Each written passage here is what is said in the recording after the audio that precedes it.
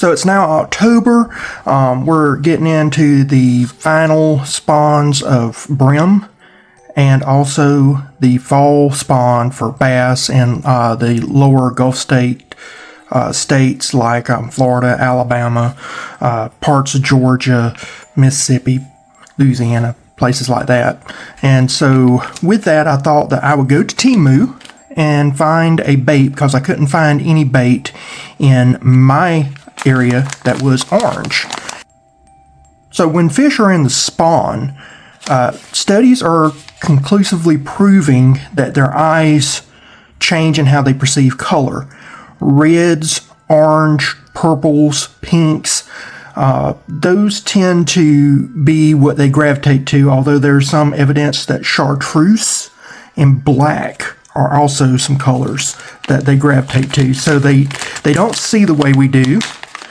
And so Temu had orange baits. Now these are not truly orange. They got kind of a, I wouldn't say it's a black, but it's a darker color, almost a black. And then it's got some red flake. So it's not totally orange. I would prefer it all orange, but this would actually be, look, it feels like they packed it in salt. There's something gritty on here, so I'm assuming it's salt, because there's just this gritty stuff all over the oil. But any rate, there is red flake in here too. So what I wanted to do, I was talking with a bait maker, and I made a comment about what I thought he should do. And I said, why don't I do this? So everybody's heard of the fuzzy dice. Fuzzy dice are a Japanese bait, and it's wacky looking, but it works. And so I thought, why don't I do a fuzzy worm? Because everybody has worm, and it's probably the most used plastic bait, and it's very effective. But if we could do something to increase the effectiveness, it'd be better. And right now, with the fall spawn happening, and also with redfish moving in my area and a few other fish moving in this area, a bottom fuzzy worm might attract attention. So what we're going to do is I went to Temu and got some skirts, and we got a little bit of red flake in here, but I was more interested in the orange because orange, purple, and green or chartreuse are colors that's common for Halloween along with the black.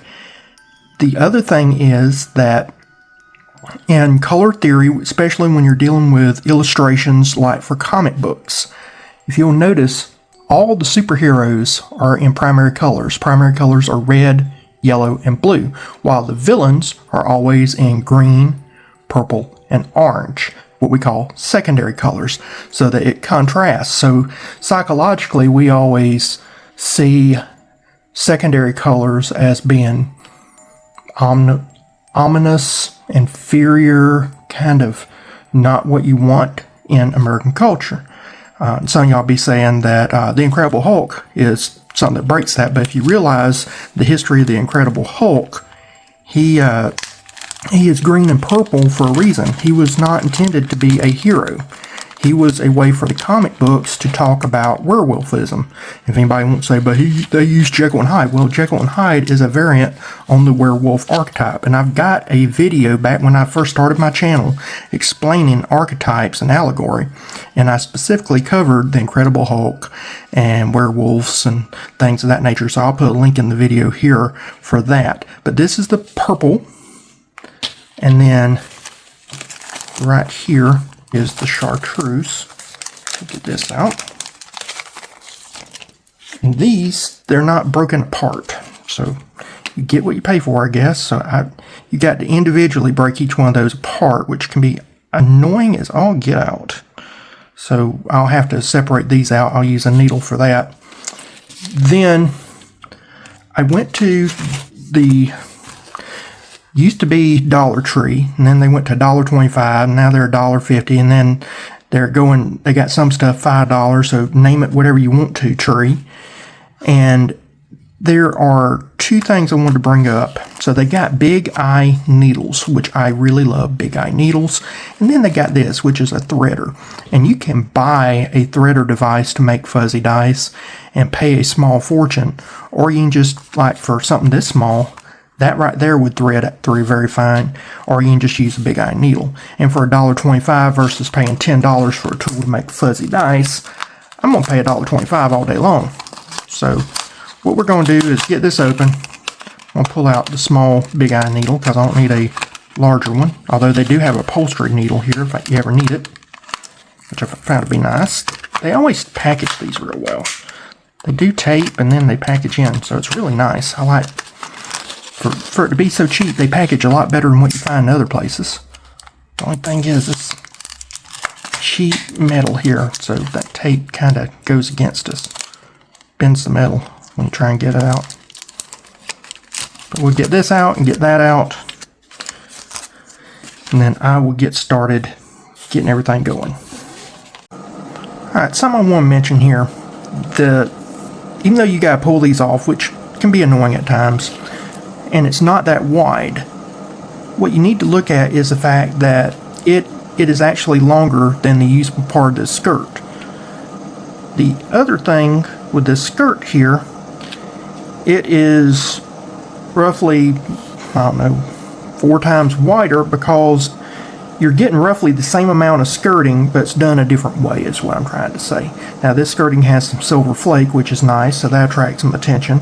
This has nothing in it.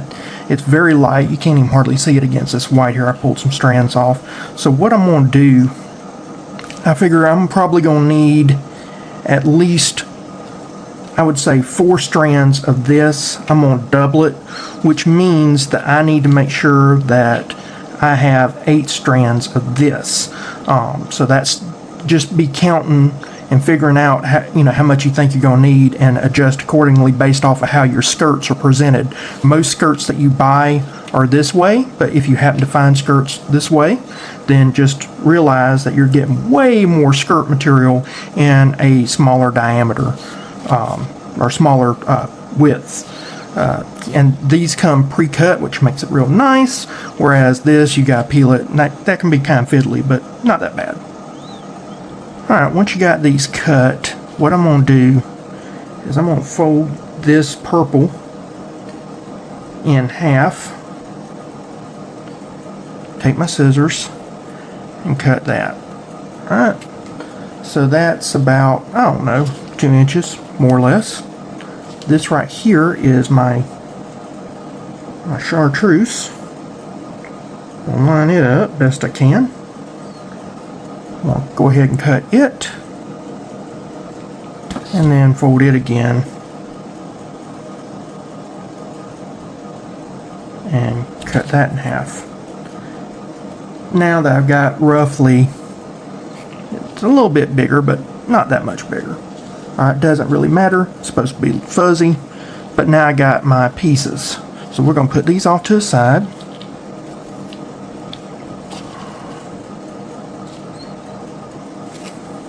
Let's look at our worm here. So if you look at it, you can see where the lamination took place. Alright, it's kind of like a black, brown, real dark color. Alright, so what you do is you got to imagine the center. So you can see where there's a center that goes in here. And that's where the hook is. You don't want to obstruct the hook going in. So that means that we got to come along the top here just above this laminate line. Laminate line is going to be right at about dead center on this bait. Sometimes laminate lines are lower, sometimes they're higher. You have to figure out where laminate line is, but in this case, the line is roughly about center. So I want to go about, I would say, halfway up and halfway down from center as I make these insertions of the skirt material. Now let's see if this is strong enough to go through. It is. Alright, so you can just take your skirt material and run this threader through here at the very top. Run it down through the eye about, I don't know, quarter of the way. Oops, and heart. It busted through, so that didn't work out great. I'd fix it, but that's annoying. That's the reason why people use the tool, because it's got a little stick, makes it a little easier. I'll probably use a needle from now on. Okay, and then what we want to do, we just want to make sure that's roughly about halfway through. We'll continue this along. I'm going to go ahead and just thread a needle.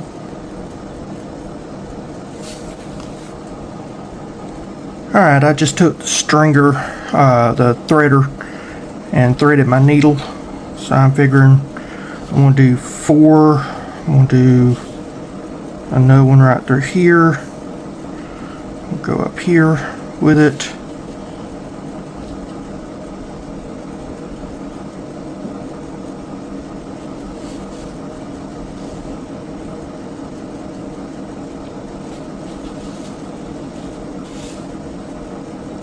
And I went a little bit past quarter, which I should have went only a quarter, because the guy gets some get out. So pull it out.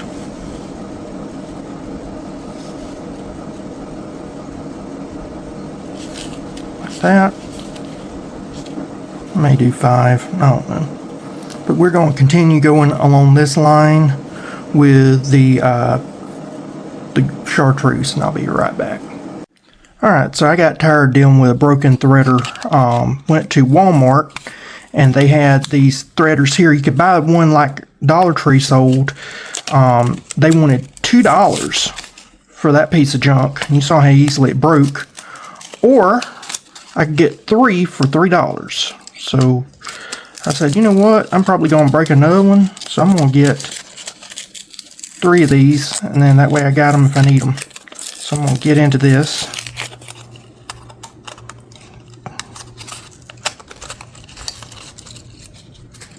Okay, roughly the same design as the one from Dollar Tree. It seems a little bit more sturdy.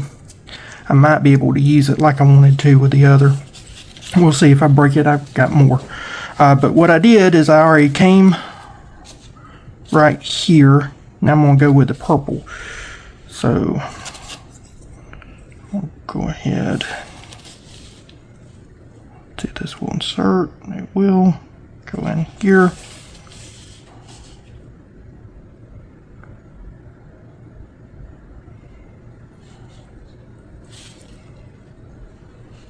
It seems to be doing a lot better. This makes it a lot faster. So, like I said, they make them. You can buy a lot of them are like $10. But if you go to a sewing center and you get a good quality one, that's the hard part, finding a good quality one. This one seems to be good quality. You can do a lot quicker than one of these. So you just run it through like that. Run this through like that. Don't take much. Pull it through, even it up a little bit. There you go.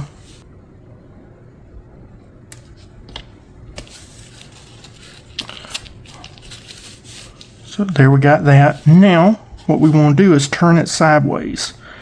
You see how it's right there? Right, we need to do another line right below. We want to do it right below that midline. And so there, we'll alternate. So we did chartreuse here on the bottom, so we'll do purple. Did purple here, we'll do chartreuse. I'll be back in a minute and I'll show you what it looks like. Alright, so here we are, each side put through. You can see how very skin hooked it really is through on that side. I went a little bit too deep on that side, you can tell. I actually got in midline, which I didn't want to do.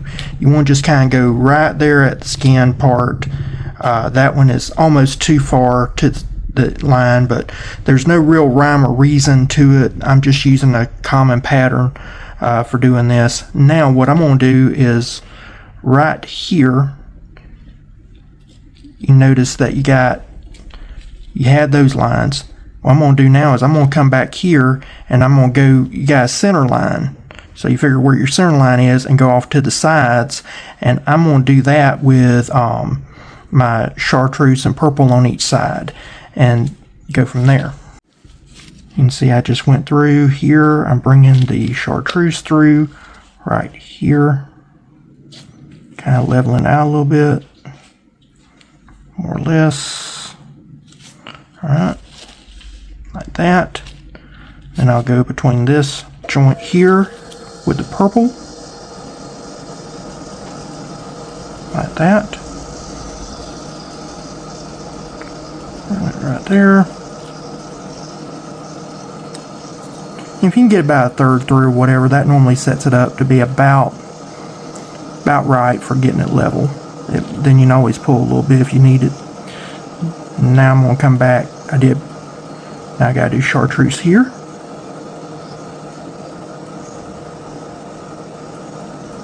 Again, going very shallow with this. So I'll be right back.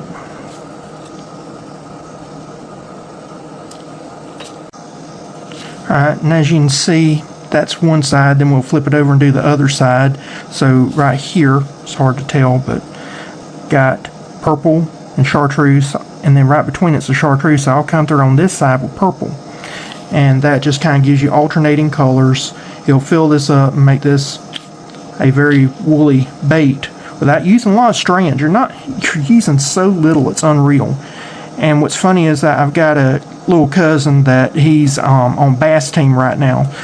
He's going to a lake in a few weeks, and they'll just be post-spawn, the bass, so they'll be seeing orange and red and purple. So he could do something like this very easily, get him a Cinco that's, whatever bright color he wants, take some skirt material, and he would have something on that lake that these bass have probably not seen, because there is a thing bass, if they've seen it and they've been hooked by it, or they've seen others hooked by it, they're more hesitant to bite the bait. So this would be something that he definitely could use. Alrighty, so there we are. This is the woolly booger. Named it the woolly booger because I'm Cherokee, and we have malevolent spirits that we call boogers, and we do a booger dance around this time of year to kind of a ceremonial thing. And woolly because, well, kind of hairy looking, a little strange, a little odd.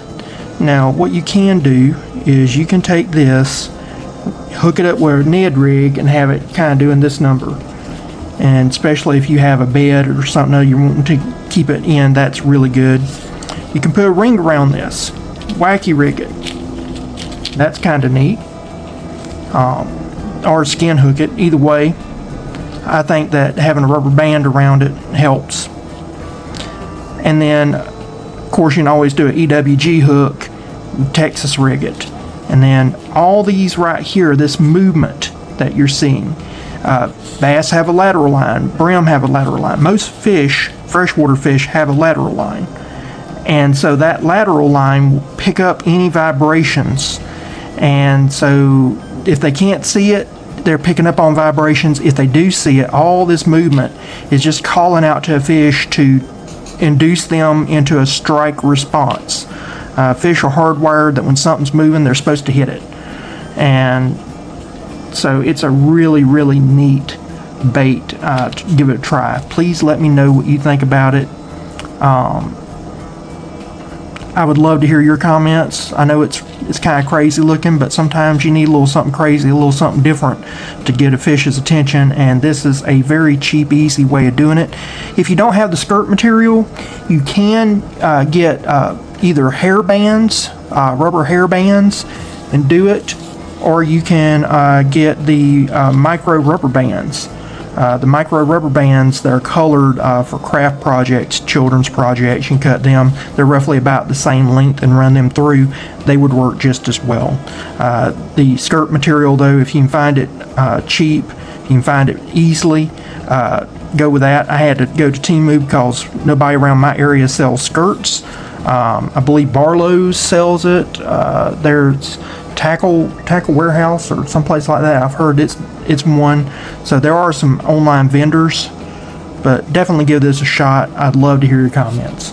And with that, I'll see you again next time. Bye.